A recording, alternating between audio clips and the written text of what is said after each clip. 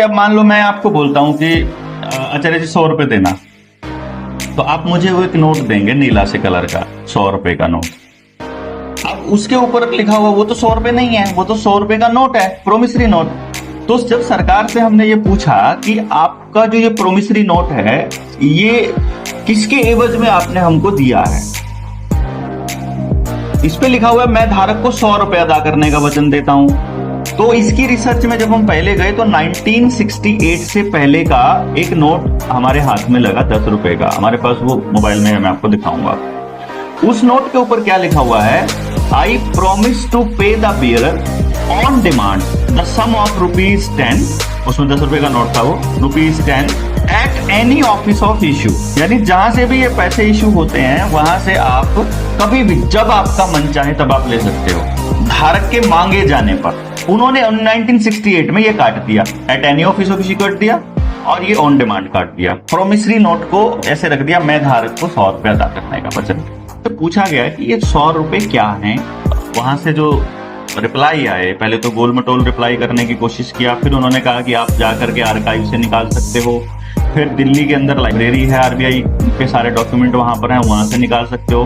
तो पुणे वाली आर्काइव और दिल्ली वाली आर्काइव दोनों से जब इनके दस्तावेजों की पड़ताल करके पूरे कागज वहां से जब लाए गए तो वहां से 2 कानून निकल करके आए। एक आया कॉइनेज एक्ट 1906 और दूसरा आया पेपर करेंसी एक्ट 1882 और साथ में आईपीसी जो 1860 का है। इस तीनों से जो निष्कर्ष निकला, इन तीनों में जो इस पेपर करेंसी के बारे में, इस कॉइनेज की, इस कॉइन के बारे में जो लिखा हुआ है, उसमें सबसे पहली चीज कॉइनेज एक्ट 1906 की लिखी हुई है कि जब भी हमारा जो 1 रुपया है, जब भी नोट छापेगा रिजर्व बैंक, यानी कि जैसे ये रुपया है इसको हम करेंसी नोट बोलते हैं, ये 1 रुपए का नोट है, इसके ऊपर भारत सरकार लिखा हुआ है, इसके ऊपर वो नहीं लिखा हुआ रिजर्व बैंक। इससे ऊपर का कोई भी नोट होगा इसके ऊपर भारतीय रिजर्व बैंक लिखा है, 2 रुपए का है, 100 रुपए का जो भी है, 1 से ऊपर का भारतीय रिजर्व बैंक और इस पे ये 1 रुपया। अब रुपए के भी बहुत सारे ट्रेंड है, रुपए का भी बहुत सारा खेल है। अब मान लीजिए 1 रुपया तो ये है जो 1 रुपया कागज वाला है, 1 रुपया ये है जो 2009 का है 1 रुपया, फिर 1 रुपया ये है 1 रुपी इंडिया 1891, ये भी 1 रुपया है 1891 का, और ये लिखा हुआ है 1 रुपी इंडिया 1942। अब इन सब पे 1 रुपया लिखा हुआ है, आप देखेंगे तो 1891 वाले पे भी, 1942 वाले पे भी। तो जब हम इन चारों रुपयों को जब हम बैंक में लेकर के जाते हैं तो बैंक इनको 4 रुपए में कंसिडर करता है, इसको भी 1 रुपए में, इसको भी 1 रुपए में, इसको भी 1 रुपए में, इसको भी 1 रुपए में। और यही सुप्रीम कोर्ट के अंदर जब वर्मा जी हमारे लेकर के जाते हैं तो जस्टिस ए के पंता और योगेश्वर दत्त, क्या नाम था उनका, है ना, ऐसा ही कुछ, उनकी खंडपीठ के पास जब वो लेकर के गए तो उनके पास उन्होंने जब पूछा भाई हमारे इन रुपयों में फर्क क्यों है, हमको ये बताओ। कॉइनेज एक्ट है 1906, ये हमको एक पूरी डिटेल देता है कि कोई भी कॉइन जब बनेगा या जब भी इस देश के अंदर करेंसी बनेगी तो उसके पीछे हम लोग बैक में क्या रखेंगे, अपने पास सिक्योरिटी क्या रखेंगे, क्योंकि पहले जो ट्रेड होता था वो सोने के जरिए होता था, बाद में ये करेंसी वाला मैटर लेकर के आए, यही रोथस्चाइल्ड वगैरह ने पूरा गेम खेला, बैंकिंग जो लेकर के आए। शुरू में तो इन्होंने क्या किया, रुपए की जितनी वैल्यू थी, जैसे 1 रुपए की जो वैल्यू थी वो थी 11.961 ग्राम चांदी, इस 1 रुपया इतने का था। फिर 15 रुपए की एक मोहर होती थी, जो 1 तोले की मोहर थी वो 15 रुपए की मोहर हो जाती है। अब इसको इन्होंने मेंटेन करके रखा वैसे ही, ताकि लोगों के अंदर सिक्के का जो चलन है वो चालू हो जाए एक बारी।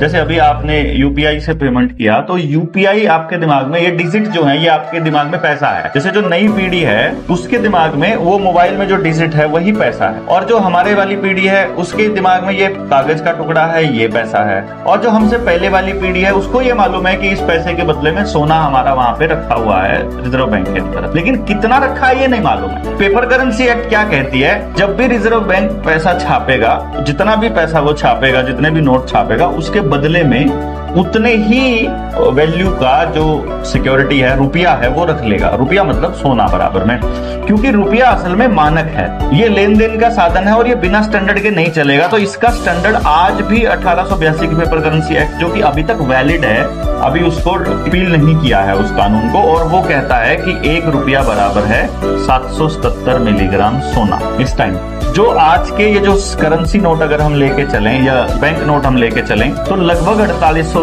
रुपए के नोट के बराबर पड़ता है। कहने का मतलब है इन नोटों में जितना हम सोना 4800 रुपए में खरीदते हैं, उतना ही अगर हमारा ये रुपया वैध होता। इसको हम अवैध क्यों बोल रहे हैं? दो कारण है। पहला कारण 1968 में इन्होंने वचन खंड बदला, इसका गवर्नर का वचन खंड बदला। तो किसी का भी एफिडेविट आप बदल नहीं सकते, कानूनन जुर्म है किसी का एफिडेविट बदलना, बल्कि खुद का एफिडेविट बदलना भी जुर्म माना जाता है। दूसरा जो इसके पीछे तर्क है वो ये है कि जब आज भी बैंकों में ये रुपए चलन में हैं और बैंक इनको लेने से मना नहीं कर रहा है, तो इनको दे क्यों नहीं रहा है? वो कहते हैं कि ये भी 1 रुपया है, ये भी 1 रुपया है और ये भी 1 रुपया है। तो जब ये सारे रुपए हैं और ये भारत के रुपए हैं और 1 रुपये में ही कंसिडर करता है बैंक, तो सबकी परचेजिंग वैल्यू बराबर होनी चाहिए। परचेजिंग वैल्यू इन 2 रुपयों की तो कोई परचेजिंग वैल्यू है ही नहीं है। इनमें तो टॉफी आती है एक आजकल के टाइम पे इसके अंदर तो, और इनकी परचेजिंग वैल्यू इतनी है कि एक में 50 किलो गेहूं आ जाता है, एक के अंदर जो है और 25 किलो गेहूं आ जाएगा। चांदी का, हाँ प्योर चांदी का भी है, एक 100% चांदी है, एक 50% चांदी है। तो बाजार में इनकी वैल्यू अलग है और बैंक में इनकी वैल्यू बराबर है। तो इसका मतलब है कि देश की जनता के साथ में फ्रॉड हो गया और वो फ्रॉड धीरे धीरे करते करते वो यहाँ तक ले आए। जब 1911 के पेपर करेंसी एक्ट की तरफ जब नजर दौड़ाई, भारत का रुपया भारत का रुपया है ना, रुपया का, अब जाइए बैंक में लेकर जाइए।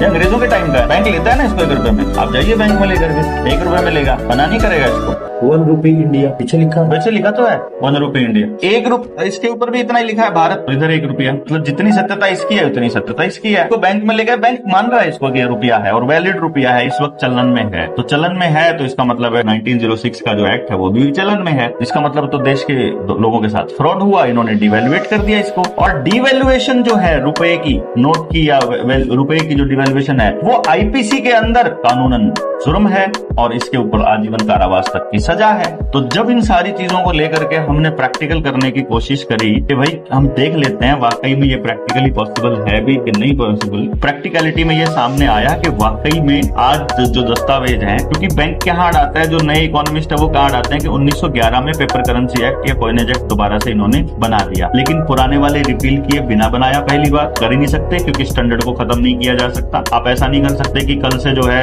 1 मीटर बराबर 99.9 सेंटीमीटर के बराबर हो जाएगा, ऐसा थोड़ी होगा। स्टैंडर्ड को नहीं आप छेड़ सकते ना, संसद भी यूनिवर्सल होता है स्टैंडर्ड। तो जब 1911 के एक्ट के ऊपर जब और आरटीआई राष्ट्रपति तक लगाई तो राष्ट्रपति ने जवाब में दिया कि संसद को, पार्लियामेंट को पावर ही नहीं है इसके ऊपर कानून बनाने। तो वो इसको भी चैलेंज करना बाकी रहता है, बल्कि असल में तो उस आरटीआई से ये खारिज हो जाएगा। जितने भी सांसद उसमें शामिल थे वो सारों को जेल होने वाली है 100% जिस दिन देश की जनता को ये रुपए का खेल समझ में आया। उससे पहले हमने कुछ प्रैक्टिकल करने की कोशिश करी। प्रैक्टिकल में क्या हुआ कि हमने जिन लोगों से लोन की अदायगी नहीं हो पा रही थी, वो इतनी गरीबी में है कि उनकी जमीन, मकान, दुकान, फैक्ट्री कुछ भी अगर मान लो इस पोजीशन पर है कि बिल्कुल कुड़की होने वाली है और अब उनके पास ऑप्शन ही नहीं बचा है कुछ भी कुड़की के अलावा, वो हमको दो। हम ये सारे दस्तावेज उसके साथ में लगा करके, अपने कागज लगा करके और बैंकों को हम लोग भेजते हैं। सुनील का भी एग्जाम्पल उसके अंदर एक शामिल है। फाइल वो दिखाएगा, अभी फाइल दिखाई दे एक बारी। जब हमने बैंक को ये कहा, हमको पता चला है कि तुमने हमारे साथ फ्रॉड रुपए में ट्रेड किया है, तुमने हमको जो पैसा दिया वो असली रुपया नहीं था, क्योंकि मेरे असली रुपए की तो वैल्यू ये है, इसमें तो ये पूरा का पूरा खेल है। ये कार लोन, मतलब इसके तो 4 लोन थे, 14 लाख के लोन का ये डिटेल में है। इस 14 लाख के लोन की टोटल पेमेंट जो देनी बनती है बैंकों को, इनके हिसाब से लगाया कानून के अनुसार IPC, according to law of IPC 489 का नोटों के कूटकरण में भारतीय दंड संहिता की धारा 489 का ख ग अंक के अनुसार संज्ञेय अपराध है, जिसके लिए आजीवन कारावास तक का दंड निर्धारित। तो रुपए में हमारी टोटल वैल्यू बनती है, इस 8,29,000 रुपए की जो वैल्यू आज के दौर में, जिस दिन ये चिट्ठी भेजी थी उस दिन का जो सोने का रेट है उसके हिसाब से जो हमारे वैध रुपए में 169 रुपए 93 पैसे बन। तुमने जो हमारे साथ छल किया, फिर हमने इसके अंदर लिखा कि हमारे इतने रुपए काट करके बाकी का पैसा जो हमने किस्तों के रूप में तुमको दिया है ये हमारा वापस करो, और नहीं तो फिर हमको बताओ कि तुम अवैध रुपए में कारोबार करना चाहते हो। हमने बैंकों को आवेदन दिए, बैंकों की आरटीआई लगाई, बैंकों से पूछा, ये सारे नियम, ये सारे लॉ हैं जो हमने इसके साथ अटैच किए। बैंकों को हम भेज चुके हैं। और कल भी क्या हुआ, मैंने इनकी एफआईआर की थी, मैंने इसके कागज लगाए थे, इसका आवेदन लगाया था। जब आवेदन लगाया तो इसका जवाब काफी दिन दिया है, तो मैंने एफआईआर करी, ये हमें परेशान कर रहे हैं, जवाब नहीं दे रहे हैं, मैं तो पेमेंट करने के लिए तैयार हूँ। 2 महीने के बाद कल वसंत विहार दिल्ली से फोन आया एसएचओ का कि आपका क्या केस है। बोला कि ये बैंक बैंकों का फ्रॉड का केस है, 420 के केस में फंस रहे हैं, वो हमें डिवैल्यूएटेड करेंसी पे लेन देन कर रहे हैं, और मैं तो भारत के कानून को मानने वाला हूँ, मैं तो फ्रॉड करेंसी पे लेन देन नहीं करूँ। तो काफी देर बहस करने के बाद वो बोला भाई ठीक है, तेरे को जो करना है कर, कोर्ट में चला जा, जैसा मेरे पास जवाब बनता है मैं दे देता हूँ। यानी उनको भी पता नहीं है इस मामले का। तो मैंने उनको यही बोला कि आपके तरफ से जो जवाब बन रहा है वो लिख के दो, तो मैं आगे की कार्रवाई अपने आप करूंगा। पहले हम सिविल सूट में जाएंगे, आवेदन कर रहे हैं भाई बता दो, हम पेमेंट कर ले लो। सिविल सूट से नहीं मान रहे तो फिर क्रिमिनल सूट में जाएंगे, क्योंकि 420 में फंस रहे हैं। बैंक हमारे साथ 420 कर रहे हैं, ये हम उनको बोल चुके हैं। तो बैंक इस बात को मानता है। चिट्ठी जब तक हमने बैंक को नहीं भेजी थी, सुनील ने नहीं भेजी थी, तब तक बैंक वाले रोज तो इनको फोन, 24 घंटे तो उनका फोन आना, कभी एक लोन के लिए कभी दूसरे लोन के लिए। गाड़ी में हम लोग साथ रहते थे, पूरे हरियाणा में घूम रहे थे। हम लोग समाज का काम कर रहे हैं तो फिर कमाई कब करेंगे, तो सारा का सारा बैठ गया। लेकिन फिर बाद में हमारे पास ये दस्तावेज सारे के सारे हाथ आ गए। दस्तावेज हाथ आने के बाद प्रैक्टिकल की चलो कर ही लेते हैं, तो उनको बोल दिया कि भाई ठीक है हम देना चाहते हैं, आप हमारे सवालों का जवाब दे दो। जैसे ही चिट्ठी बैंक के पास जाती है, बैंक का फोन डे 1 ही आना बंद हो जाता। मतलब रिकवरी वालों के पास खबर पहुंच गई, इसका मतलब उसी दिन उसी टाइम पहुंच गई कि इसको फोन नहीं करना, बाकी किसी को फोन कर लो। कागज भी उल्टे आगे थे। कागज नहीं है। एक और केस जो है का मेरा एक बिजनेस लोन का, सबसे बड़ी कमाल की बात ये हुई, पहले जो धमकी देता था बैंक वाले, प्यार से बात करने लगे। तो मैंने उनको मैसेज किया, भाई साहब अगर बात पर्सनल होती तो विषय अलग था, बात बैंकिंग सिस्टम की है जो डॉक्यूमेंट बेस्ड है। मेरे पूरे घर की और जमीन के पेपर आपके पास है, यानी आप टोटल सिक्योरिटी में हो, क्योंकि मेरे को देने तो 9 लाख रुपए है, मेरी प्रॉपर्टी की वैल्यू 19-20 लाख रुपए के आसपास है। तो उनको बोला कि आपकी टोटल सिक्योरिटी में नीलामी करवा दो, करवा सकते हो तो मैं तैयार हूँ, अगर हिम्मत है तो करवा दो। लेकिन मैंने कुछ सवाल पूछे बैंक से, यानी सिस्टम से, पर्सनल मैटर नहीं है अपना कुछ भी। बैंक तो डॉक्यूमेंट बेस्ड काम करता है, मैं भी डॉक्यूमेंट का जवाब डॉक्यूमेंट्स में चाहता हूँ, और साफ साफ लिखा है कि मैं आपकी शर्तों पर ही कर्ज की अदायगी करूंगा, केवल जवाब दे दो।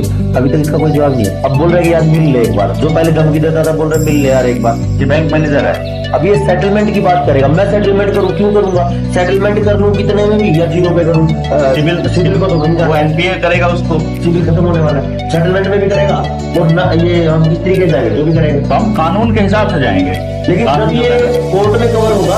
एक बहुत बड़ा जो डेवलपमेंट अपना हुआ है जनता सरकार मोर्चा का, किसी का भी कितना ही बड़ा लोन है अगर, तो उस लोन की अदायगी वो हम लोग कर रहे हैं। अगर आपने एक किस्त भी अगर अदा की हुई है तो, अगर एक किस्त भी नहीं भी दी हुई है तो छोटे मोटे अमाउंट का क्या 8 लाख रुपए के 125 रुपए देना तो हमारे लिए भी कोई बड़ी बात नहीं है। हम क्या कर रहे हैं, हम बैंक को सिर्फ चिट्ठी ये लिख रहे हैं, तुम्हारा जितना रुपया बनता है उस रुपए के हिसाब से जितनी उसकी परचेजिंग पावर है, उतनी ही परचेजिंग पावर हमारे वैध रुपए की इतनी रुपए की बनती है। आप लोग हमारे खाते से इतना रुपया काट लीजिए, हम उसका चेक भेज रहे हैं, बाकी एक भी रुपया उसमें से काटने की जरूरत नहीं है। और जब तक हमारा ये मसला सॉल्व नहीं हो जाता, जब तक बैंक इसका जवाब नहीं दे देता, हमारे अकाउंट में से एक भी पैसा काटा तो तुम लोगों के ऊपर हम लोग कानूनी कार्रवाई करेंगे, सिंपल। उसके बाद फिर बैंक ना तो पैसा काटता है, ना ही उसके बाद फिर कोई और कार्रवाई, फिर तो पुलिस की कार्रवाई, फिर धारा 80 का नोटिस, फिर दूसरी RTI, जो FIR, वो सब चलती है, फिर कागजी कार्रवाई। आम जो नागरिक है देश का, वो कहाँ फंसता है इस बैंकिंग सिस्टम के आगे। जब बैंक वालों का फोन आता है, एक तो वो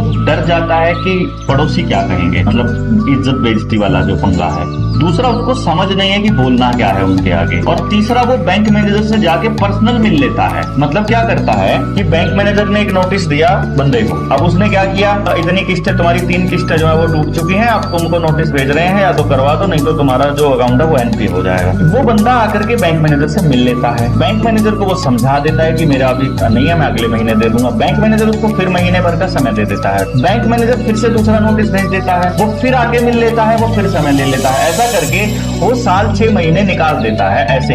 और वो बैंक मैनेजर को कुछ भी लिखित में नहीं देता, हमारे वाला बंदा। बैंक मैनेजर सब कुछ लिखित में दे रहा है, पहला नोटिस भी, दूसरा नोटिस भी, तीसरा नोटिस भी। तो जब बैंक मैनेजर जाकर के कोर्ट में खड़ा होता है, बैंक जब कोर्ट में खड़ा होगा तो कोर्ट में दस्तावेज बैंक की तरफ से मिलते हैं, हमारी तरफ से एक भी दस्तावेज मिलता नहीं है। तो जो मालिक है, जो जमीन का मालिक है, उसके पास तो कागज नहीं होता है। यहाँ पे फंसता है पहले नंबर पे, तो लिखित कार्रवाई नहीं करते हैं। दूसरी जहां फंसता है वो ये है कि अब सरफेसी एक्ट आ गया है। सरफेसी एक्ट के अंदर डीसी को परमिशन दे पावर दे दी गई है कि वो महीने 2 महीने के अंदर अंदर आपकी जमीन की कुर्की के आदेश दे सकता है। बैंक वहां पहुंचती, क्योंकि क्या होता है कि गूगल पे कितना सर्च हो रहा है, लोग कितने वीडियोस देख रहे हैं और कितने शब्द इस्तेमाल हो रहे हैं, आर्टिफिशियल इंटेलिजेंस उनको पूरा जानकारी दे रही है कि रुपए के ऊपर देश में जागृति आ रही है, लोग बात करने लगे हैं। तो वो अब धीरे धीरे इस रुपए को गायब करके डिजिटल करेंसी लाने की फिराक में, CBDC, ई रुपया जो लेके आने, CBDC, ये जल्दी से जो है आपके पास से ये जो करेंसी नोट है ये खत्म हो जाए। पहले 2000 का खत्म, फिर 5000 का, तो ऐसे करके, क्योंकि अगर अगर करेंसी नोट रहेगा, अगर बैंक नोट रहेगा, तो आपको मालूम रहेगा कि खेल क्या है रुपए का। 500 का भी खा सकते हैं ये, तो 500 वाला खा गए तो उसके बाद में जो है वो आपको लाभ दे देंगे।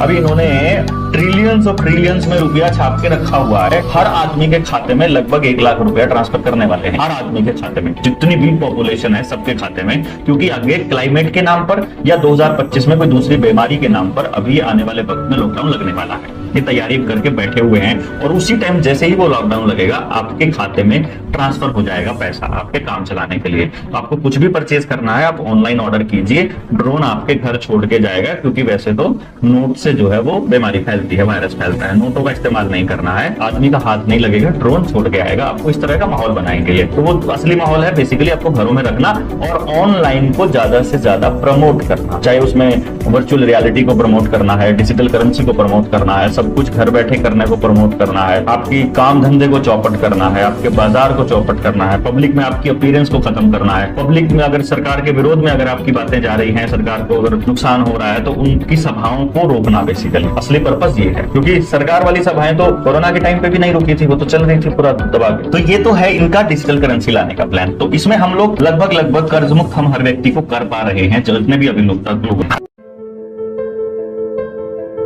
मेरे लास्ट वीडियो के बाद मैंने उस वीडियो के कमेंट्स देखना पसंद किया एंड उस कमेंट्स में सबसे ज्यादा मुझे कमेंट्स दिख रहे थे, इट वाज अमान भाई क्या रियली इल्यूमिनाटी जैसे कोई सीक्रेट सोसाइटी एग्जिस्ट करती है? अमान भाई क्या रियली हम लोग मैट्रिक्स के अंदर धसे जा रहे हैं? एंड गाइस आप सब जानते हो कि वो वाली वीडियो मेरी कितनी कंट्रोवर्शियल वीडियो थी एंड कितनी रियल वीडियो थी। 42 minutes I was speaking about the reality of this world कि हाउ लूसीफर वाज इनोसेंट। वहां तो मैंने सच कहा ही था, लेकिन आज के इस वीडियो में मैं आपको एक ऐसा कनेक्शन देने वाला हूं जो कि आपने कहीं पे भी नहीं देखा रहेगा एंड आप वो एक्सपेक्ट भी नहीं कर रहे रहोगे कि मैं आज इस वीडियो में क्या कहने वाला हूं। आज हम इस वीडियो में इल्यूमिनाटी जैसे सीक्रेट सोसाइटी की एग्जिस्टेंस के बारे में बात करेंगे। एक्चुअली गाइस जब मैं इल्यूमिनाटी के ऊपर रिसर्च करा था, ना ही सिर्फ इल्यूमिनाटी, मैट्रिक्स एंड और भी बहुत सारी चीजों की, तो मुझे एक बहुत ज्यादा शॉकिंग कनेक्शन मिला किसी चीज का एंड ये कनेक्शन था इंडिया के खुद प्राइम मिनिस्टर नरेंद्र मोदी का। ऐसे बहुत सारे एविडेंस में एक्चुअल में लिखा गया है कि नरेंद्र मोदी जी का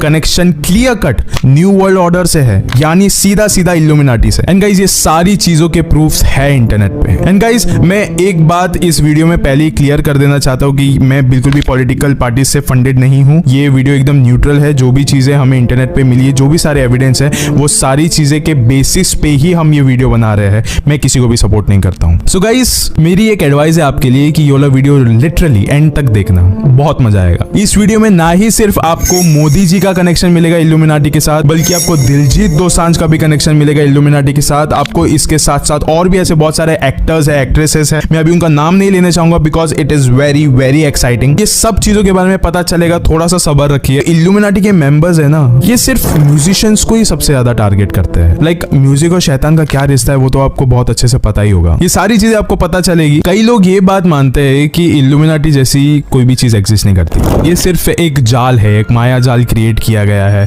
जिसके ऊपर बहुत सारी कॉन्स्पिरेसी थियोरीज क्रिएट की जाती है। इसको हेडलाइंस में रखा जाता है ताकि जो लोग हैं वो एक इल्यूजन के अंदर बस रहे एंड वो सिर्फ एक हायर अथॉरिटी से डरते रहे, जो कि एक इनविजिबल हायर अथॉरिटी है, किसी को दिखता नहीं है, लेकिन उनके एक माइंड में ना किसी एक पार्ट में वो चीज ऐसा छुपा रहता है कि no I should not do this otherwise the higher authority will be getting alerted. इसलिए मुझे ये सारी चीजें नहीं करनी चाहिए। दैट्स व्हाई लोग हमेशा एक लेवल के नीचे रहते हैं। And guys I am 100% sure कि आपने भी इल्यूमिनाटी का नाम कभी ना कभी अपने लाइफ टाइम में सुना होगा। आपने भी कभी ना कभी किसी ना किसी सीक्रेट सोसाइटी का नाम सुना होगा, क्योंकि मैं खुद बचपन से सुनते आ रहा हूँ। लेकिन आपको कैसा लगेगा सुनने में अगर मैं ये बात कहूँ कि इल्यूमिनाटी नाम का ग्रुप एक्चुअल में एग्जिस्ट करता था? एंड गाइस इल्यूमिनाटी नाम के इस ग्रुप की शुरुआत हुई थी 1776 में, जर्मनी में हुआ था एंड इस इलाके का नाम था बेवेरिया। मतलब ऐसा नहीं कि ये आजकल की बात है, 200 साल गुजर चुके हैं इस बात को। एंड इस ग्रुप की शुरुआत हुई थी बाय एडम वाइसहॉट से, जिनका ये मानना था कि उनकी जो एरिया की जो स्टेट गवर्नमेंट है वो सिर्फ पावर में रहने के लिए लोगों का ब्रेन वॉश किए जा रही है, लोगों से बहुत सारी बातों को छुपा रही है, लेकिन कुछ भी बता नहीं रही है, बस उनको किसी एक चीज में अटका के रखा है। तो उनका ये ग्रुप खोलने का मेन मोटिव ये था कि वो लोगों को ब्रेन वॉशिंग से बचाए, जो भी बातें है वो सीधा उन तक पहुंचा के दे, लेकिन उनको एक प्रॉपर नॉलेज दे चीजों की कि ये ऐसी है, इसको यहीं पे ऐसी रखना, मतलब मैट्रिक्स से निकाल के देने का ये उनका काम था। रिलीजियस सेंटिमेंट्स के अंदर इमोशन में बहने देने का ये काम काम नहीं था उनका। गाइस इसका मतलब इल्यूमिनाटी तो फिर गुड गाइस हो गए ना, अच्छे लोग हो गए वो, अगर वो हमारी इतनी ज्यादा मदद करना चाहते थे, सारी जनता की मदद करना चाहते थे।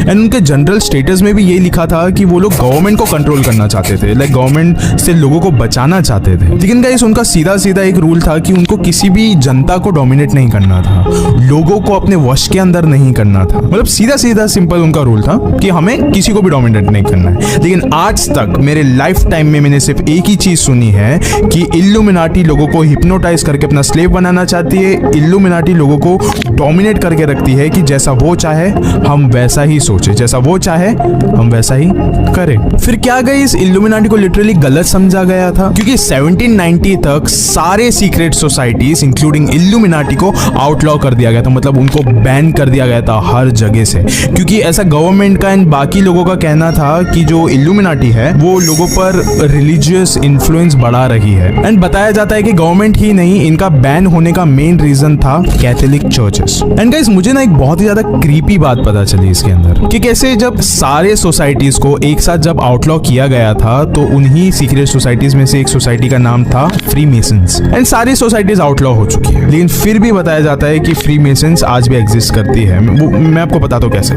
जैसे जैसे ब्रिटिश एम्पायर आगे बढ़ रहा था वैसे वैसे जो फ्री मेसन्स ये सीक्रेट सोसाइटी है उसने अपनी जो पूरी एक स्पेस है वो कमर्शियल के अंदर, कमर्शियल दुनिया के अंदर फिट कर दी थी। एंड आगे जाके फ्री मेसन्स में मोतीलाल नेहरू एंड स्वामी विवेकानंद ने भी ज्वाइन किया था। यहाँ तक कि श्री अमिताभ बच्चन के जो पिताजी थे श्री हरिवंश राय बच्चन जी, उन्होंने भी उनके बायोग्राफी में ये लिखा था कि कैसे मोतीलाल नेहरू ने ये फ्री मेसन्स ज्वाइन किया है। जहाँ तक स्वामी विवेकानंद जी की बात है तो दिल्ली के रामकृष्ण मिशन के एक स्वामी हैं, उन्होंने वाली बात क्लियर करी थी कि स्वामी विवेकानंद आनंद की फ्री मेसन्स के एग्जिस्टेंस के बारे में उन्हीं के एक फॉलोअर ने उनके बायोग्राफी में लिखा है क्लियरली। लेकिन गाइस उस सीक्रेट सोसाइटी का क्या एग्जिस्टेंस था, उसका क्या मतलब था, आज तक किसी को समझ में नहीं आया। बिकॉज अगर आप ध्यान से देखो तो इल्यूमिनाटी का लोगो, इल्यूमिनाटी की जो पहचान है और फ्री मेसन्स का जो लोगो है वो दोनों में ज्यादा कोई अंतर नहीं है, एकदम सेम टू सेम लगते हैं वो। सो गाइस जब सारे सीक्रेट सोसाइटीज आउटलॉ हो चुके थे, जब इल्यूमिनाटी, फ्री मेसन्स सब लोग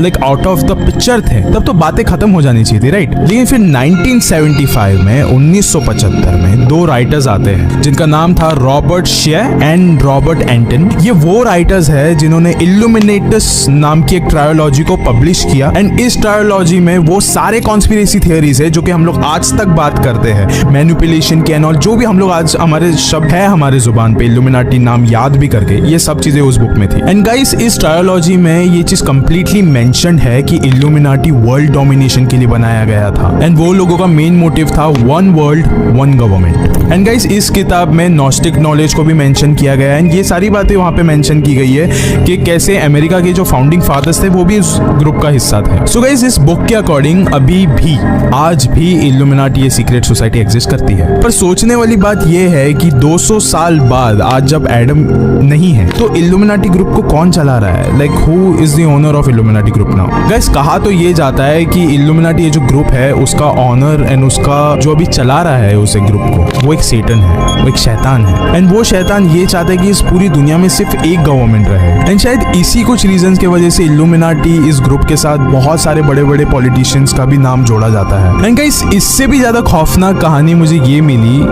वो तो बहुत ज्यादा क्रीपी है गाइस, मैं आपको बताता हूँ। बताया ये जाता है कि इल्यूमिनाटी इस ग्रुप की शुरुआत जिसने की थी एडम वाइसहॉट, उसी ने जॉर्ज वॉशिंगटन जो कि उस समय अमेरिका के प्रेसिडेंट थे, इन्होंने उसका कत्ल किया है। एंड उनका मर्डर करने के बाद एडम ने जॉर्ज की जगह ले ली, रिप्लेस कर लिया। एंड जो आप डॉलर में फोटो देखते हो ना आज के समय में, वो जॉर्ज वॉशिंगटन नहीं है बल्कि वो एडम है, वो एडम की तस्वीर है। ये सब कुछ सुनने के बाद मेरा ब्रेन बहुत ज्यादा हैवी हो गया था एंड ऐसा लग रहा था, बहुत सारे सवाल आ रहे थे मेरे मन में, तो मुझे ये सारी बातें क्लियर करनी थी। तो मैं और ज्यादा रिसर्च में लग गया। जिस इंसान का मेरे सामने नाम आया ना, आई वॉज लिटरली शॉक्ड। इसका कनेक्शन एक बहुत ही फेमस इंसान से जुड़ा हुआ है and that guy is India's current prime minister Narendra Modi ji. कहा यह जाता है कि हमारे प्रधानमंत्री Narendra Modi ji new world order से जुड़े हुए हैं। एंड गाइस वो अपने सरकार में वही सारे बिल पास कर रहे हैं, वही सारी चीजों को आगे प्रमोट किए जा रहे हैं जो कि न्यू वर्ल्ड ऑर्डर से जुड़ा हुआ है एंड उसी के फीचर्स है। लेकिन हमारे प्रधानमंत्री ये सब चीजें से जुड़े कैसे, लाइक ये सब कुछ स्टार्ट कैसे हुआ? ये सब कुछ बताने से पहले मैं आपको एक बात बता देना चाहता हूँ कि न्यू वर्ल्ड ऑर्डर असलियत में है है क्या। So guys, new world order के प्रति एक बहुत ज्यादा फेमस कॉन्स्पिरेसी थियरी है कि इस ग्रुप में दुनिया के हर एक एलिट शामिल है, जो बड़े बड़े मिलियनियर्स है, बिलियनियर्स है, जो बड़े बड़े पॉलिटिशियन है, जिनके पास पावर है बहुत ज्यादा, वो सब इस ग्रुप में एग्जिस्ट करते हैं एंड इसी के मेंबर है। वो सारे लोग मिलके एक ऐसी गवर्नमेंट फॉर्म करना चाहते हैं जहां पे इस पूरे वर्ल्ड का पावर किसी एक ही के पास होगा, स्पेशली सारे एलिट लोगों के पास होगा, वही लोग सारी चीजें को कंट्रोल कर सके। एंड गाइस, कहा तो ये भी जाता है कि न्यू वर्ल्ड ऑर्डर ने ही कोविड-19 को फैलाया था just to create a control. जैसे कि आप देख सकते थे कि जब कोविड-19 हुआ था हमारे इस पूरी दुनिया के वक्त, तो उस समय गाइस एक पूरे वर्ल्ड में सिर्फ एक ही गवर्नमेंट का राज चल रहा था एंड दैट वाज WHO। सोचिए ना गाइस, एक ऐसा वक्त जहां पे लाखों लोग मारे गए थे, वो सिर्फ इसलिए कराया गया था to only gain control. And guys, इतने ज्यादा डेंजरस ग्रुप के साथ हमारे पीएम का नाम जुड़ना,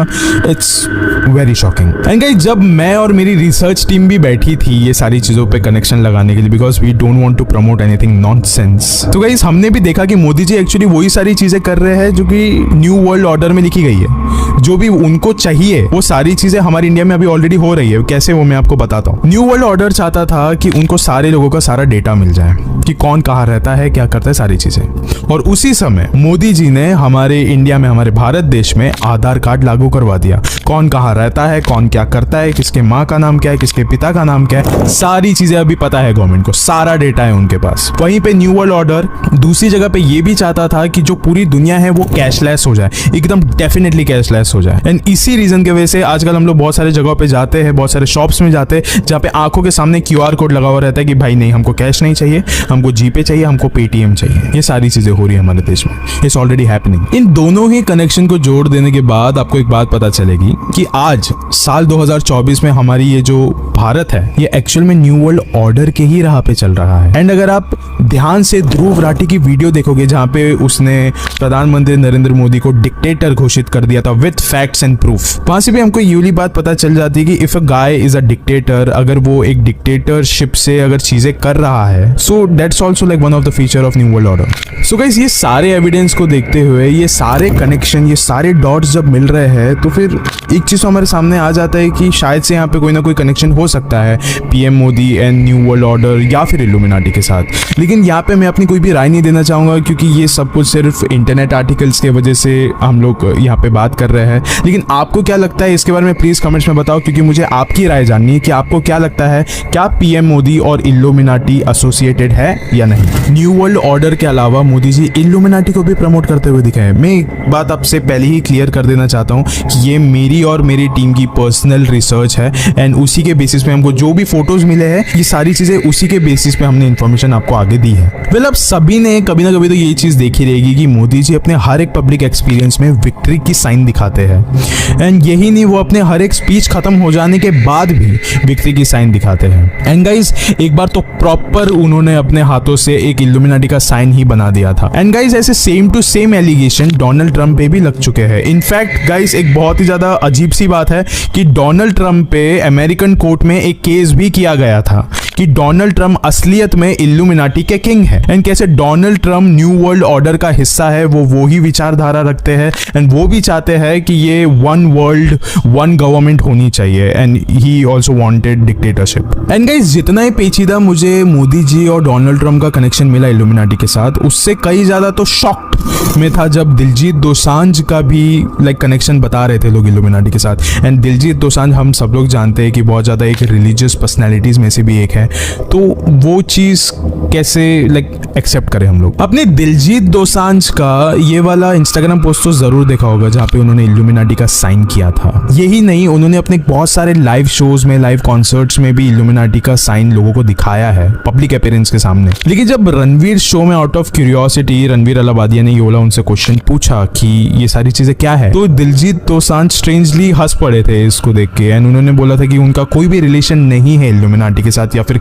किसी भी सीक्रेट सोसाइटी के साथ। उनका कहना था कि वो जो उन्होंने साइन किया था वो थर्ड आई चक्रा का है। लेकिन गाइस, मैं शायद से इन बातों पे अग्री नहीं करूंगा जो भी दिलजीत दोसांझ ने कहा है, क्योंकि वो जो कह रहे हैं कि उन्होंने हर एक कॉन्सर्ट में थर्ड आई चक्रा का साइन दिखाया था, थर्ड आई चक्रा का साइन एकदम उल्टा है गाइस। गाइस, सीरियसली मैं आपको एक बात कहता हूं कि अगर कोई इल्यूमिनाटी जैसे अगर एक बड़े से ग्रुप से अगर कोई कनेक्टेड हो, तो वो इंसान पागल तो नहीं होगा कि वो ओपनली ये वाली बात कह देगा करेगा एंड अपने आप की जान को खतरे में डालेगा। बट गाइस, अगर दिलजीत दोसांझ जैसे एक बड़े सिंगर का नाम इल्यूमिनाटी या फिर किसी भी सीक्रेट सोसाइटी के साथ अगर जोड़ा जा सकता है, तो क्या किसी और बॉलीवुड एक्टर्स का नाम नहीं जोड़ा जा सकता? तो क्या कोई और बॉलीवुड एक्टर इसी से एक्चुअल में एसोसिएटेड नहीं हो सकता? ये सब चीजों में मुझे बहुत ज्यादा दिलचस्पी जाग रही थी, लेकिन सबसे ज्यादा एक्सटेंड तक तब जागी जब मैंने देखा कि सैफ अली खान का एक प्रोडक्शन हाउस है जिसका नाम है illuminati films. Isn't it a strange name for a production house? जब मैं उनकी हिस्ट्री पे भी जा रहा था तो मैंने देखा कि सैफ अली खान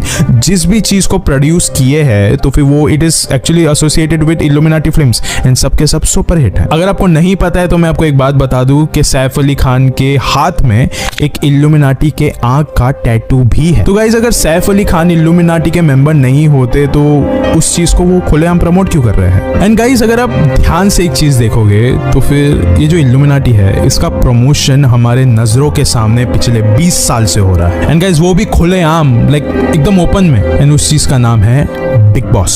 यस, इस टीवी शो का जो लोगो है, जो मेन इसका जो पहचान है, वो ही एक आंख है जो कि इल्यूमिनाटी की आंख है, बट ऑब्वियस। एंड गाइस, आप इस शो का फेम लेवल तो आप जानते ही होंगे, इसके टीआरपी लेवल, इसकी अर्निंग, इसके finance, it's like unbelievable. Like ये बहुत ज्यादा फेमस है, जो कि किसी एक आम रियलिटी टीवी शो के लिए बहुत ही ज्यादा डिफिकल्ट होता है वो। एंड गाइस, ऐसा कहा जाता है कि ऐसे बहुत सारे सिलेब्स हैं जिन्होंने एक्चुअल में इल्यूमिनाटी ज्वाइन किया या फिर कोई सीक्रेट सोसाइटी ज्वाइन किया है, इस वजह से उनको इतना ज्यादा मैसिव फेम मिला है, इतना ज्यादा उनको पैसा मिला है, which is very impossible for any normal person. And ये सारी चीजें तभी पॉसिबल हो सकती है जब आपके ऊपर किसी एक ऐसे इंसान का हाथ हो जो कि आपको इस दुनिया की सारी चीजें लाके दे सकता है। एंड गाइस, वैसे भी वाली बात कही जाती है ना, डेविल होता है, अगर आप उसको अपना सोल बेच दोगे तो वो दुनिया की हर एक चीज लाके आपके कदमों में रख देगा। मेरा मानना भी यह है कि इट इज 101% पॉसिबल कि ऐसे बहुत सारे सेलेब्स हो सकते हैं जिन्होंने ये रास्ता अपनाया हो अपने फेम के लिए। आपको तो पता ही होगा, ये वाली बात कही जाती है कि happiness through dark ways is a myth. And ये चीज प्रूव करने के लिए मुझे आपको लेडी गागा का एक वीडियो दिखाना होगा। साफ साफ देख सकते हो कि लेडी गागा के नजरों के सामने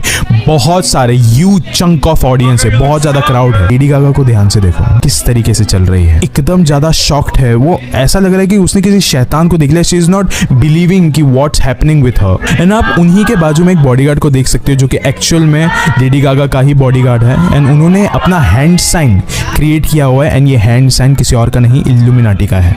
आप आसपास और भी बहुत ज्यादा सस्पिशियन आप चीजें देख सकते हो, जैसे कि उनके जो दूसरे बॉडीगार्ड्स है वो एक दूसरे को देख रहे हैं, जैसे कि वो कुछ बात करने की कोशिश कर रहे हैं, कनेक्ट कर रहे हो एक दूसरे से। ऐसा लग रहा था कि बॉडीगार्ड्स के पास कंट्रोल है। देख सकते हो कि लेडी गागा यहाँ पे एकदम रोबोट जैसे चलने की कोशिश कर रही है, like something is very weird here. And guys, Lady Gaga ऐसी कोई अकेली सिंगर नहीं है जिसका नाम जोड़ा जाता है विद इल्यूमिनाटी और एनी अदर सीक्रेट सोसाइटीज। सबसे बड़ा प्रूफ तो ड्रेक ने दिया था। एक्चुअली ड्रेक एक बहुत फेमस रैप आर्टिस्ट है अमेरिका के। सबसे पहला प्रूफ इस बात का उन्होंने प्रूव किया था सॉन्ग जिसका नाम था 6 गॉड्स। एंड गाइस, नंबर 6 को हमेशा सेटन के साथ भी जोड़ा जाता है। ध्यान से देखोगे तो इस गाने के कवर में नंबर 6 के आगे हाथ जोड़े जा रहे हैं, that this person want us all to praise number 6, it means devil. And guys, दूसरा एविडेंस ड्रेक ने ये दिया था विथ हिज सॉन्ग समर 16, जहाँ पे उन्होंने 6 नंबर के अंदर एक आई को शो किया है। मुझे समझ में नहीं आ रहा है कि ड्रेक ऐसा क्यों कर रहा है, लेकिन इसका एक ही इंटेंशन हो सकता है, to promote Illuminati. Shocking proof was Drake's online clothing brand which was OVO and इसका लिटरल सिंबल है एन आउल। एंड गाइस, आप सबको पता है कि आउल एक कितना ज्यादा स्ट्रेंज फिगर बन जाता है when it comes to the dark world. अगर मैं आपको अपनी इंडिया की ही बात बताऊं तो जब इंडिया में किसी भी ब्लैक मैजिक की बात भी की जाती है तो फिर आउल दिमाग में आता है, क्योंकि ऐसा कहा जाता है ना कि if you sacrifice an owl's life in front of God, तो जो देवी है वो बहुत ज्यादा प्रसन्न हो जाती, खुश हो जाती है। एंड अगर उसकी बात भी हटा दें तो इल्यूमिनाटी जब वो शुरुआत हुई थी उस समय लोगों से छुपाने के लिए एज एन इल्यूमिनाटी साइन लोग आउल की साइन को यूज करते थे। सारी चीजें देख के लाइक बहुत ज्यादा स्ट्रेंज लग रहा है, बट एक चीज फिक्स है, he is promoting this secret society and he is actually associated with Illuminati. वैसे ड्रेक के साथ साथ Beyonce, Jay Z, Justin Bieber, Katy Perry, Eminem और कान्ये वेस्ट जैसे कई और पॉपुलर सिंगर्स का नाम इल्यूमिनाटी के साथ जोड़ा जाता है।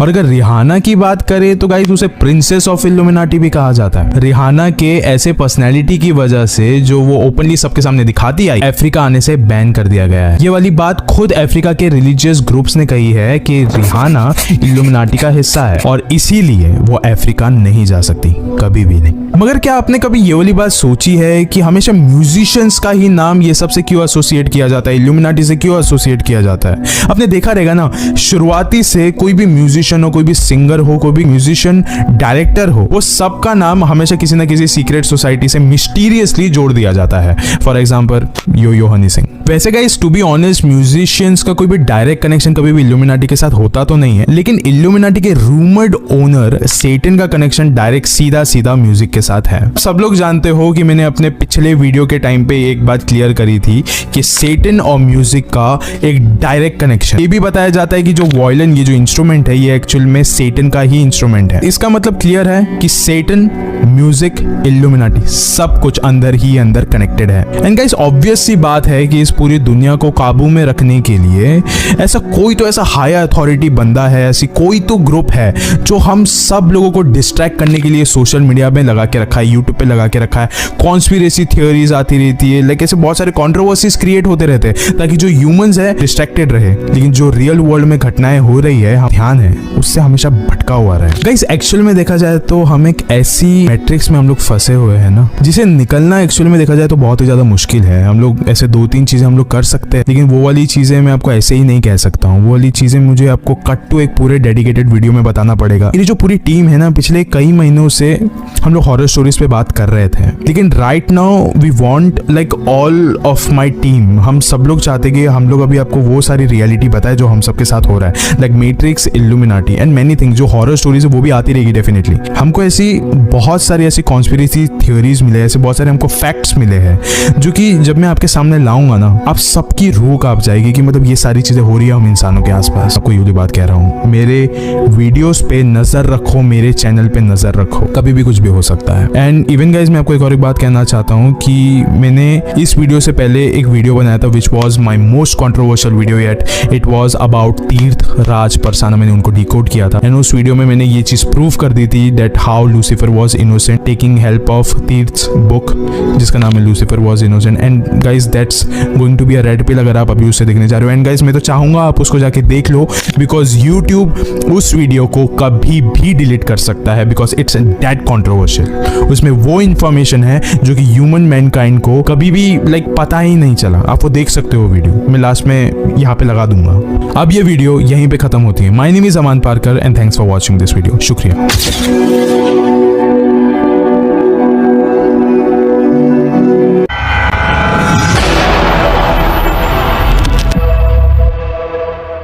हालांकि इसका परिणाम क्या निकलेगा? मान लो आपको नोटिस आना बंद हो गया या बैंक ने अप्रोच करना बंद कर दिया कलेक्शन टीम ने, पहले तो आगे हम डिफेंसिव मोड में आ गए कि भाई हम बच गए, कि हमारा जो टॉर्चर था वो खत्म हो गया। जैसे ही उनकी तरफ से प्रेशर आना बंद हो जाता है तो हम क्रिमिनल सूट पे जाते हैं, FIR करेंगे, धारा 80 का नोटिस आएगा। क्रिमिनल सूट पे जैसे ही उसकी सुनवाई होगी तो निकल के आएगा कि भाई ऐसा काम क्या है। फिर वो फंसते हैं कि डिवैल्यूएशन ऑफ द करेंसी काम कर रहे हैं, फूट करने की बात कर रहे हैं, तो फिर 420 के केस में फंसता है, फिर कोर्ट में बात आएगी। हमारे को NOC मिलेगी 100%, लेकिन वो मिलेगी किसी केस में नहीं मिलेगी। मैं बता रहा हूँ अभी इसलिए नहीं मिलेगी। अगर 1-2 केसेस होते हैं तो बैंक को जो कोर्ट है स्पेशल निर्देश देता है। हमने 1-2 केसेस किए थे जो बड़े लेवल पर पहुंच गए। 2017 में हमने एक एग्जाम्पलरी कोर्ट केस करने की कोशिश की थी। बोलेरो गाड़ी का एक केस था 6 लाख रुपए का। उसमें क्या हुआ, कोर्ट तक पहुंच गया वो बाय चांस, और कोर्ट में जाते ही कोर्ट ने तारीखें देना बंद कर दिया। उसके बाद कोर्ट ने बैंक को बुला करके स्पेशल इंस्ट्रक्शंस दी,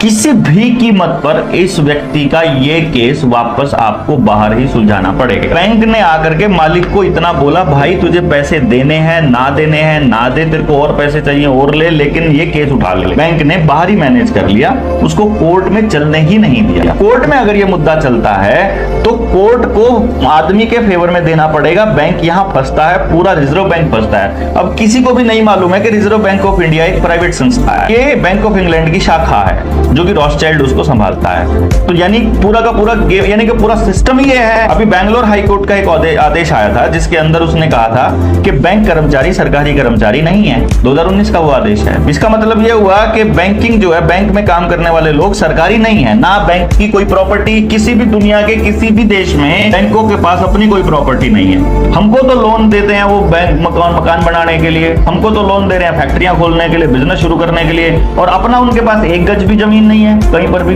एक ईंट तक नहीं लगाया। इसका मतलब पूरा बैंकिंग सिस्टम को मालूम है कि हम लोग भागने वाले हैं कहीं, जब जैसे ही देश को पता चल जाएगा। तो बेसिकली क्या हो रहा है कि एनओसी तो हमको मिलेगी 100%, लेकिन ये डिपेंड करता है कि हम लोग कितने लोगों को इसमें जगा पाएंगे। तब तक जब हम लोग सारे जाग जाएंगे, जब सारे गांव के गांव जाकर अगर कोर्ट में खड़े होंगे, तो बैंक को सुनवाई करनी पड़ेगी ना, उसको कोर्ट को सुनवाई करो, कागज हमारे फेवर में है। कोर्ट में दलील से ज्यादा कागज चलते हैं, डॉक्यूमेंट को नहीं झुठला सकते, और सरकारी डॉक्यूमेंट है तो फिर तो कहानी ही अलग। यहाँ पे हम लोग प्लस में रहते हैं। अच्छा, ये तो कह रहा है विकिपीडिया पे कि भारतीय रिजर्व बैंक अधिनियम 1934 के बाद भारतीय रिजर्व बैंक की स्थापना की गई। हालांकि शुरू में निजी तौर पर स्वामित्व में था, पर 1949 में इसका राष्ट्रीयकरण किया गया था। तब से यह पूरी तरह से वित्त मंत्रालय, भारत सरकार, GOI के स्वामित्व में। विकिपीडिया और गूगल और फेसबुक सब इसी गेम प्लान के हिस्से हैं। आपको ये वही फीडिंग दे रहे हैं। हमारे पास तो पूरे दस्तावेज है, यहाँ तक कि इसके स्टेक होल्डर कौन कौन है, मालिक कौन कौन है, शेयर होल्डर कौन कौन है, उनके भी दस्तावेज है, उनकी भी लिस्ट है पूरी की पूरी। अब ये बहुत जल्दी खुलासा होने वाला है, और मतलब ये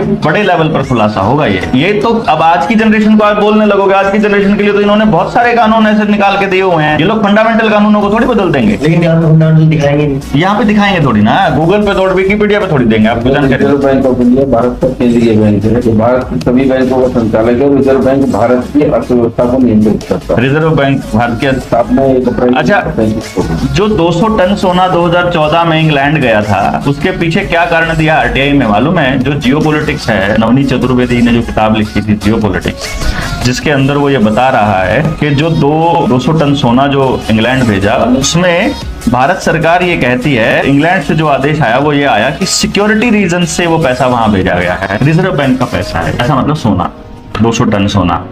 सिक्योरिटी रीजंस मतलब रिजर्व बैंक का एक्चुअली हेड ऑफिस जो है वो बैंक ऑफ इंग्लैंड ही है, और बैंक ऑफ इंग्लैंड की मुख्य शाखा ने अपना रुपया वहां मंगा लिया, सिक्योरिटी डिपॉजिट सारा रुपया वहां मंगा लिया।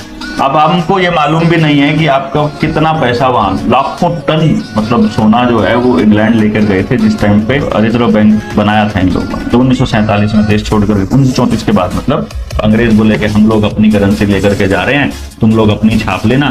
तो जो अपनी करेंसी वो लेकर के गए, उसके साथ में वो अपना सोना भी लेकर के, जो उसके बैक एंड पर रखा, उसकी बैकिंग के लिए रखा, सब कुछ लेकर के चले गए।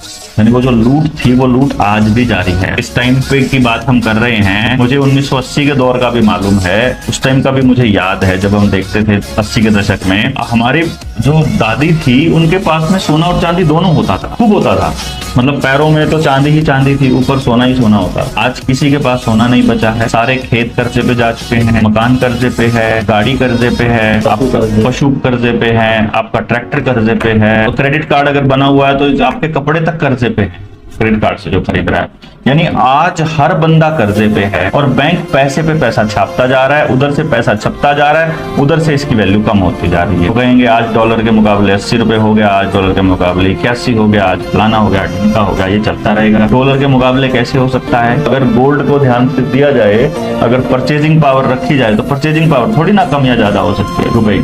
इसी को छुपा दिया गया लोगों से कि ये मानक है, ये स्टैंडर्ड है, इसका गोल्ड स्टैंडर्ड क्या है, इसका एक्चुअली इसकी वैल्यू क्या है, यही नहीं पता है लोगों को, और लोग पीछे भाग रहे हैं मतलब बैंक नोटों के पीछे। नोट नहीं है ना असली पैसा, ये असली पैसा गोल्ड है ना। ये सवाल ही आरटीआई के लिए जो पहला था, फाइनेंस कंपनी जिस रुपए के लेन देन की बात करती है, उस रुपए की धातु मानक स्टैंडर्ड क्या है, कोई जवाब ही नहीं है।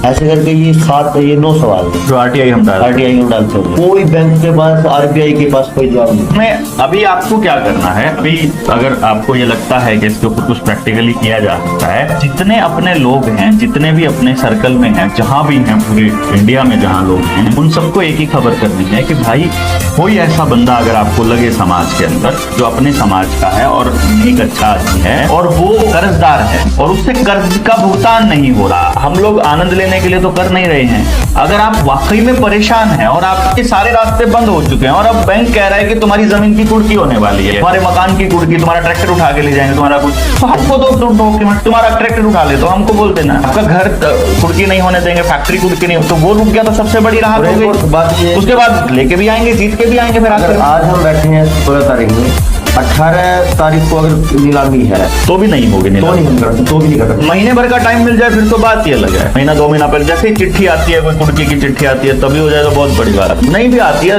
टाइम के टाइम भी पता चलता है। मतलब बहुत केसेस ऐसे हुए, जैसे हमारे एक मित्र थे पुणे में, उनका 1.25 करोड़ का केस था, उनका घर पे नीलामी करने, ताला लगाने के लिए आए, वापस जाना पड़ा उनको। जब डॉक्यूमेंट दिखाए उनको कि तुमको ये कागज भेजे हुए हैं, पहले इनका जवाब दे दो, उसके बाद कर लेना, हम कब मना कर रहे हैं। यहीं पे फंस जाते हैं। पेपर की लड़ाई सबसे बड़ी लड़ाई इस टाइम, आप उनसे बातचीत कर सकते हैं जितने भी लोग। इसमें पूरा सिस्टम है इंटरनेशनल। उसमें एक ही चीज क्लियर है, या तो बैंक आपको खाए, क्योंकि बैंक सब कुछ बैंक के पास आता है, नहीं तो बैंकों को आपका, इसके अलावा कोई समाधान नहीं।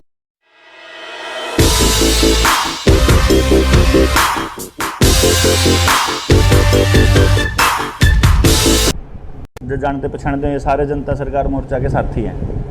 और बैंकिंग ने जो देश की जनता के साथ जो फ्रॉड किया है ना, उसके दस्तावेज हम ले आए आरबीआई की आर्काइव से निकलवा के, और उस फ्रॉड के हिसाब से हमने आपको कुछ नोटिस सर्व कर रखे हुए हैं, आवेदन दिया हुआ है। आपके पास तो लीगल पूरी फौज है वकीलों की, उस फौज को बोलो कि लाओ यार इसका लूप होल काट के, कोई कह दो जो उनसे पीछे लिए थे वहीं दे दो, न्यू लिख के दे दो, है नहीं भाई, जवाब तो बनता है, जवाब है ना जी। तो जवाब के बिना तो कोई लॉजिक ही नहीं, फिर ना कोई पूछण का, ना पीछे मांगण का, ना कूड़ की, तो दूर की बात है। जवाब के बिना तो कोई भाई, क्योंकि ना तो आपसे पैसे ले रखे, बैंक से ले रखे, और बैंक ने देखो एक कमाल की बात यह है कि बैंक ने जब पैसे दिए थे तब सारी पड़ताल करी थी, ठीक है जी।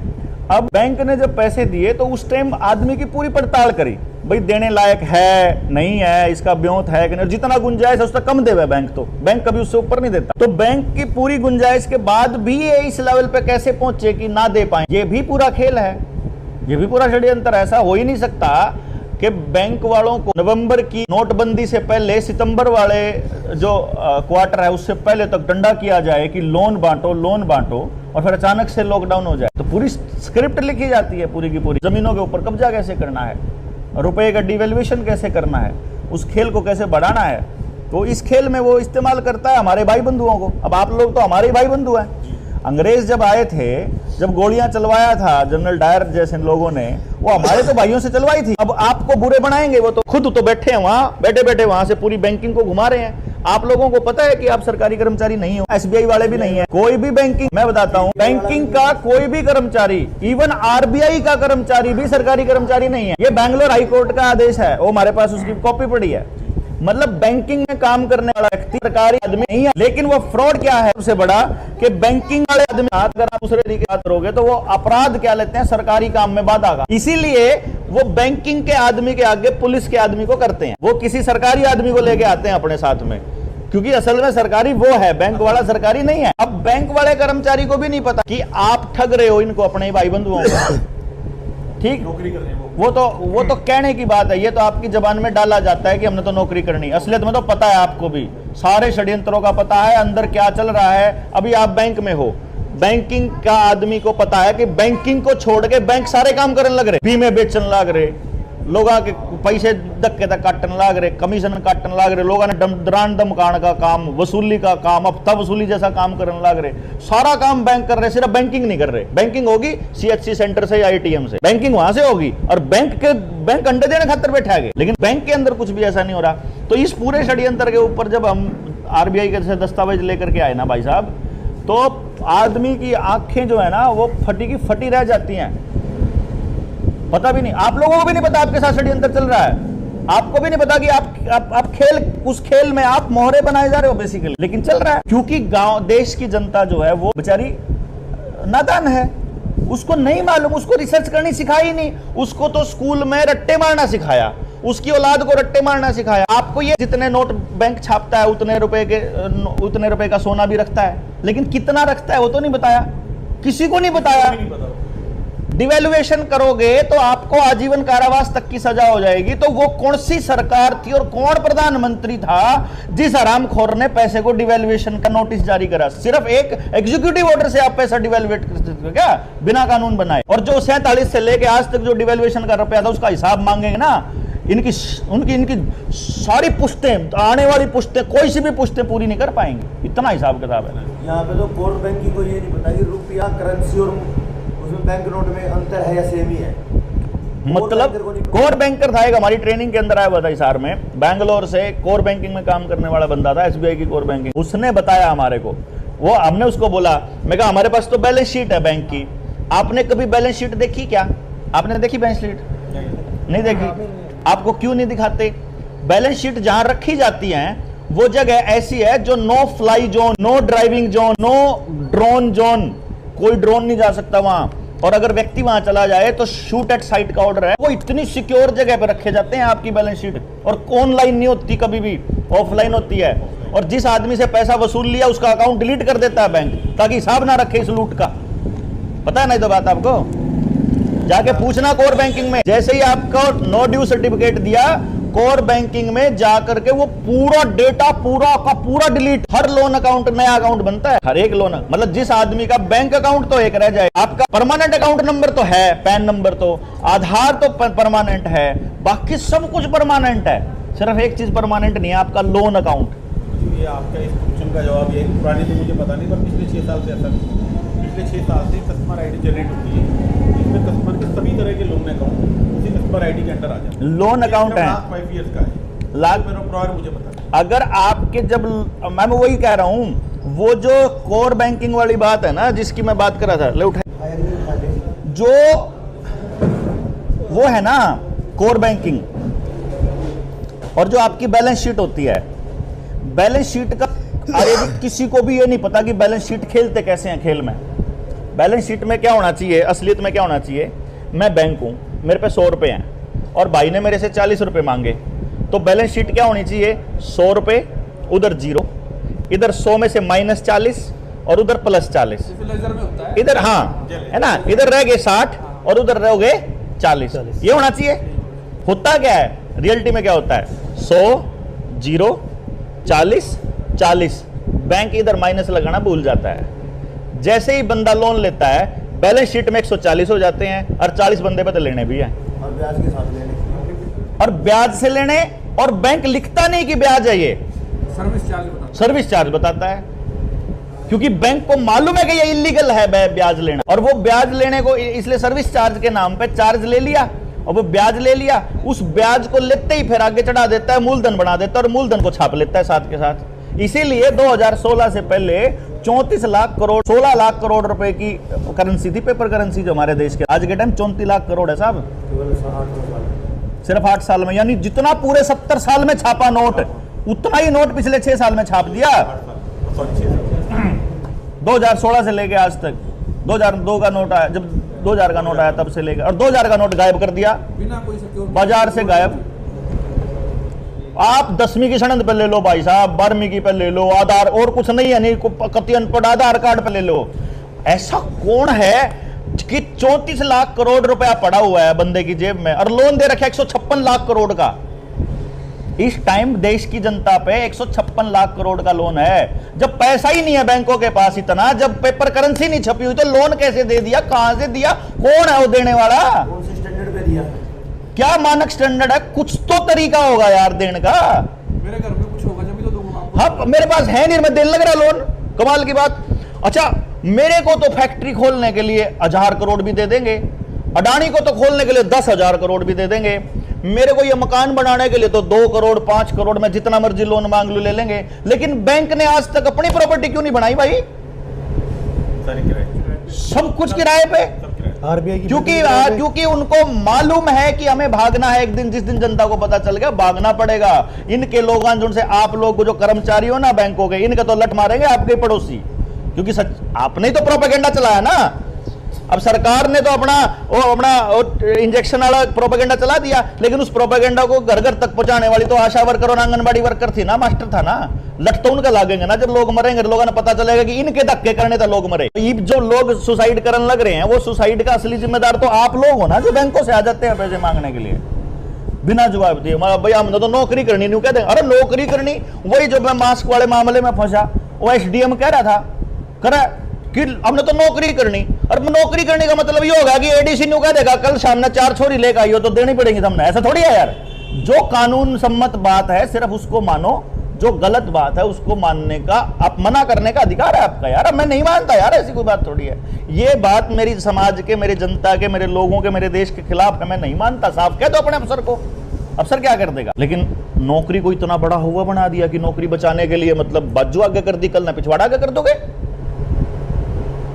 भाई नौकरी को बचानी थी इसलिए कर रहे हैं। मतलब ये तो रेप करवाने के लिए तैयार हो गए ना आप, या तो प्रोस्टिट्यूशन है ना सीधा सीधा, कि आपको नौकरी का, भूख का, पैसा का लालच डाल गए।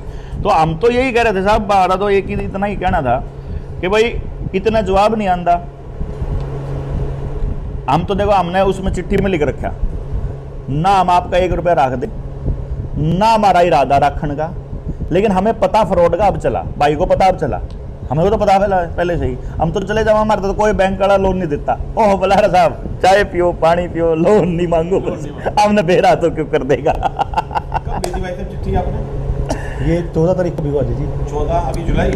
हाँ, और 17 तारीख को होगी थी स्पीड पोस्ट से, और पोस्टल लगा के बता चारों एड्रेस पे भिजवा रखी हैं। प्रतिलिपि हमें भी दे सकते हैं? हाँ बिल्कुल, दे नहीं सकते, हम दे देंगे। प्रतिलिपि हम तो बैठे ही से काम पे प्रतिलिपि